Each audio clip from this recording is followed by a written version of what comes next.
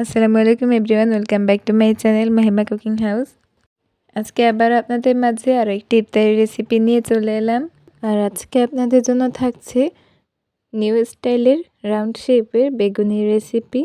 আপনারা কিন্তু অনেকেই লম্বা শেপের এই বেগুনিটা কিন্তু খেয়েছেন, কিন্তু রাউন্ড শেপেরটা খাননি, তাই আমি আজকে আপনাদেরকে এটাই তৈরি করে দেখাবো। তো চলুন আর কথা না বাড়িয়ে আমরা আমাদের মূল রেসিপিতে চলে যাই। কিন্তু তার আগে আপনারা যারা আমার চ্যানেলে নতুন এসেছেন কিন্তু এখনও সাবস্ক্রাইব করেনি, তারা অবশ্যই চ্যানেলে সাবস্ক্রাইব করে বেল আইকনটি বাজিয়ে দিবেন এবং একটি লাইক দিয়ে পুরো ভিডিও দেখার জন্য অনুরোধ করে রইল। সো ফার্স্টে আমি এখানে বেগুন কেটে নিয়েছি। গোল বেগুনটা আমি এখানে নিয়েছি আর মোটামুটি মিডিয়ামভাবে আমি স্লাইস করে কেটে নিয়েছি। এখন একটা বাটিতে বেসন দিচ্ছি পরিমাণ মতো, আর এখানে সাথে দিয়ে দিচ্ছি জিরা গুঁড়ো, লাল মরিচের গুঁড়ো এবং স্বাদমতো লবণ দিয়ে তারপরে পানি দিয়ে একটা মিডিয়াম ব্যাটার তৈরি করে নিব। এখন ভালোভাবে এই ব্যাটারটা তৈরি করে নিতে হবে, আর আমি এখানে একটু হাত দিয়ে ব্যাটারটা তৈরি করে নিব, যেন ভেতরে যেই দলা পেকে থাকে সেগুলো যেন একদম না থাকে, স্মুথলি তৈরি করে নিব। আর আমার এই ব্যাটারটা কিন্তু খুব সুন্দরভাবে তৈরি করা হয়ে গিয়েছে। এখন একটা একটা করে বেগুন নিয়ে তারপরে এই ব্যাটারের সঙ্গে ভালোভাবে এপিট ওপিট দুপাশে লাগিয়ে নিয়ে তারপরে ফ্রাই প্যানে আমি তেল গরম করেছি, এর ভেতরে ছেড়ে দিতে হবে। আর একে একে আমি সবগুলো বেগুনি একইভাবেই ভেজে নিব। তাছাড়া আপনারা সবাই কিন্তু কম বেশি বেগুনি তৈরি করতে পারেন।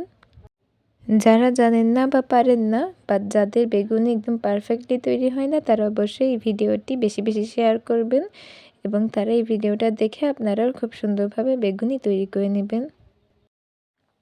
সো এরই মাঝে আমার বেগুনিটা কিন্তু ভাজা প্রায় হয়ে এসছে। এখন আমি অন্য পিঠে উল্টে দিয়েছি।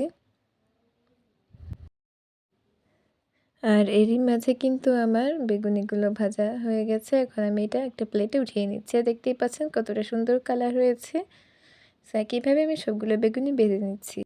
এই তো আমার বেগুনিগুলো ভেজে নেওয়া হয়ে গেছে। আর দেখতেই পাচ্ছেন কতটা সুন্দর লাগছে। ইফতারি টেবিলে কিন্তু এই বেগুনিটা যদি আপনারা রাখেন তাহলে কিন্তু দেখতে অনেক কালারফুল হবে এবং অনেক টেস্টি লাগবে খেতে। আর বেগুনির ভেতরটা কিন্তু আপনারা একটু দেখেন, আমি একটা ছিঁড়ে দেখাচ্ছি। ভেতরে কিন্তু বেগুনটা খুব সুন্দরভাবে রয়ে গেছে এবং বাইরেটা কিন্তু অনেক ফুলকো হয়েছে।